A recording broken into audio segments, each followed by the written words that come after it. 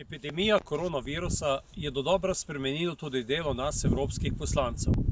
Te dni se odvijajo različne Skype konference, Evropski parlament zaseda na daljavo preko videokonference in prav v teh dneh odločamo tudi o prvih ukrepih Evropske unije kot skupen odgovor na to veliko pandemijo. Življenje na vasi je v teh dneh malce lažje, enostavnejše kot v velikih mestih.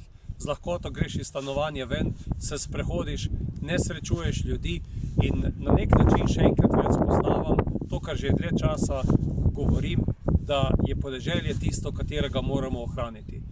Ravno to počnemo v projektu Pametne vasi, s katerim poizkušamo zagotoviti nove ukrepe na področju kmetijstva, na področju mobilnosti, na področju energetike, na področju tudi bivanja starejših ljudi in zagotoviti življenje na podeželju lepše.